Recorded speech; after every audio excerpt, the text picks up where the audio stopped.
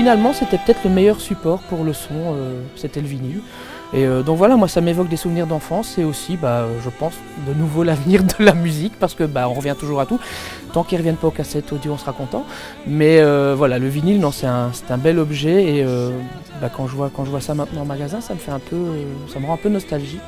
Et mais en même temps je me dis que c'est chouette parce qu'on revient à l'essentiel de la musique, c'est-à-dire le son avant tout. Et voilà, donc c'est vraiment un objet d'enfance avant tout.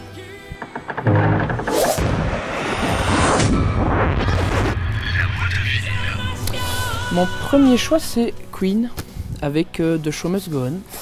Alors cette chanson ça a été une découverte pour moi il y a 4-5 ans je dirais.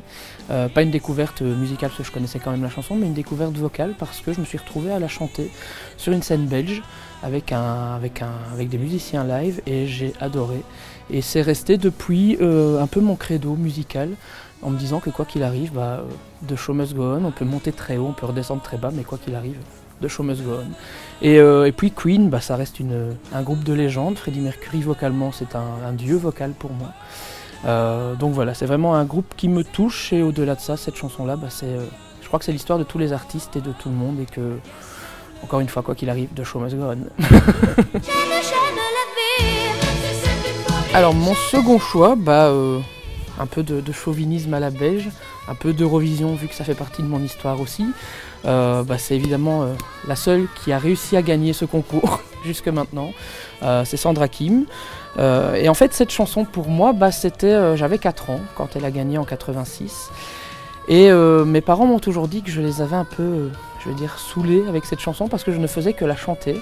Jusqu'au jour où on s'est retrouvé à visiter le Palais Royal à Bruxelles et que j'ai fait rire les gardes royaux parce que moi du haut de mes 4 ans je chantais j'aime la vie en me baladant dans tous les couloirs du Palais Royal et ça les a bien fait rire, donc voilà. Et maintenant Sandra c'est devenue une amie, donc c'était un petit clin d'œil aussi pour elle et un petit clin d'œil pour notre pays à l'Eurovision, et j'espère qu'un jour quelqu'un lui succédera parce que il est temps, voilà. Mon dernier choix c'est Balavoine. Alors c'est la Ziza, mais la phase B de ce 45 tours c'est tous les cris les SOS qu'on va s'écouter un petit peu parce que cette chanson ça a été le début télévisuel d'un peu beaucoup de choses pour moi. Et je l'ai pas fait exprès, ça s'est bien calé tout de suite. Voilà, donc tous les cris les SOS c'est la chanson avec laquelle je me suis présenté à The Voice Belgique en 2013.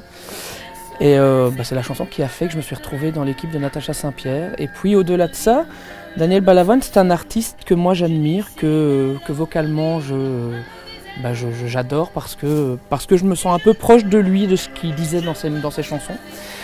Et voilà, et puis on est dans une année anniversaire, même si c'est pas gai de fêter le décès de quelqu'un. Et voilà, donc Balavoine ça reste un modèle, ça reste quelqu'un que j'aurais aimé rencontrer, avec qui j'aurais aimé travailler. Et vocalement ça reste quelqu'un d'inégalé à ce jour. Il y avait peut-être juste Grégory Le Marchal qui s'en rapprochait énormément pour moi. Et voilà, donc c'était un clin d'œil et à mon début artistique télévisuel avec The Voice et à ce grand artiste que j'admire et que j'admirerai toujours.